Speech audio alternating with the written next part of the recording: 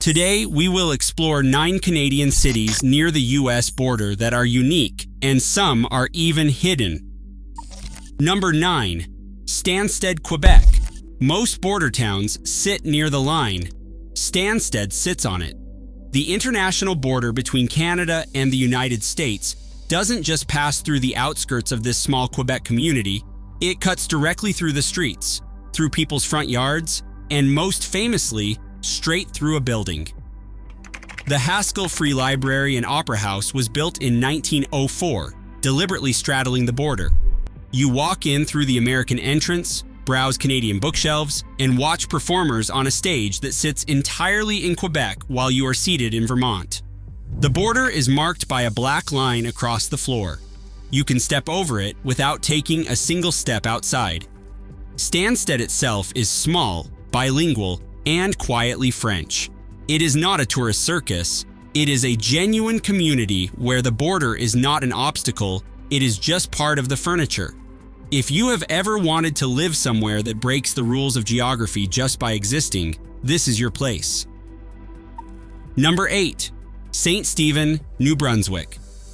Sit right across the St. Croix River from Calais, Maine, and you'll find a Canadian town that smells faintly of something good. St. Stephen is known as Canada's chocolate town. It earned that title the hard way through more than 150 years of the Ganong Brothers Chocolate Factory operating within its borders. Ganong is one of the oldest continuously operating chocolate companies in Canada, and it's still here, still making candy, still the heartbeat of a community that has built its entire identity around it. There's a chocolate museum, there's a chocolate festival. The town's cross-border relationship with Calais is so warm that during World War I, St. Stephen reportedly gave its entire supply of gunpowder to its American neighbors for a July 4th celebration because they were neighbors, and that's what neighbors do. Small, family-oriented, and genuinely sweet in more ways than one. If you can live somewhere famous for chocolate, why would you live anywhere else? Number 7. Campobello Island, New Brunswick. Getting to Campobello Island requires a bridge from the American side in Lubec, Maine, because there is no direct road connection to the Canadian mainland. That geographical awkwardness is exactly what kept this Bay of Fundy Island so perfectly preserved. It's quiet here, dramatically, stubbornly quiet. The kind of quiet that makes you feel the weight of the open Atlantic and the towering tides that make the Bay of Fundy famous.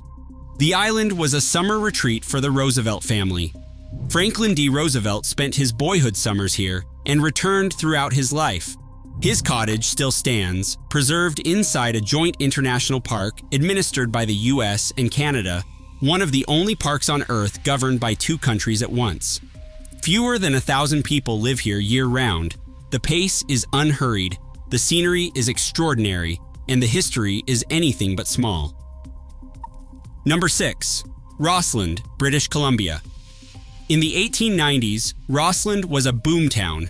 Gold had been discovered in the Selkirk Mountains, and thousands flooded into British Columbia, chasing their fortune. The gold eventually ran out. The town did not. What remained was one of the most beautifully preserved historic main streets in Western Canada, nestled in the mountains just north of Washington State. Today, Rossland has reinvented itself completely. Skiers come for Red Mountain Resort, one of British Columbia's most celebrated and surprisingly affordable ski hills. Mountain bikers come for the trails that snake through the same peaks miners once blasted through with dynamite.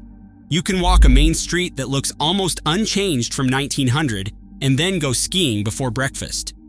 The cost of living is a fraction of Whistler or Banff. The lifestyle is not. Cross-border outdoor enthusiasts from Washington and Idaho have known about this place for years. It is time everyone else caught up. Number 5. Magog, Quebec. Lake Memphremagog stretches 48 kilometers from Quebec deep into Vermont, and on its northern shore sits Magog, a town that has somehow managed to be genuinely livable and beautiful at the same time, without becoming unaffordable. It has the waterfront, the cycling trails, and the ski hills nearby. What it does not have is the price tag of somewhere like Mont Tremblant, or the congestion of the more famous corners of the eastern townships. It sits close enough to the Vermont border that cross-border visitors form a steady part of its summer economy, arriving by boat on a lake that technically belongs to both countries. There is a creature in that lake too, Memphrey, Quebec's answer to the Loch Ness Monster, allegedly spotted over 200 times since the 1800s. Whether you believe it or not, it is a detail that tells you everything about what kind of town this is. Relaxed, a little playful, and completely at ease with its own identity. Number 4. Marrickville, Ontario. The Rideau Canal was built between 1826 and 1832, originally designed as a military supply route after the War of 1812. Today, it is a UNESCO World Heritage Site. Sitting along its banks is Marrickville, a village so well preserved it occasionally gets mistaken for a film set. Victorian-era stone buildings line the main street. Local artisan shops occupy spaces that have been commercial premises for nearly 2 centuries. The lock station here is one of the most photographed on the entire canal. In summer, pleasure boats queue patiently to pass through, and the village fills with visitors who come for a weekend and quietly wonder why they would ever leave. It is not right on the US border, but it sits within the broader southern Ontario corridor that has always defined the cultural and commercial borderland between the two countries.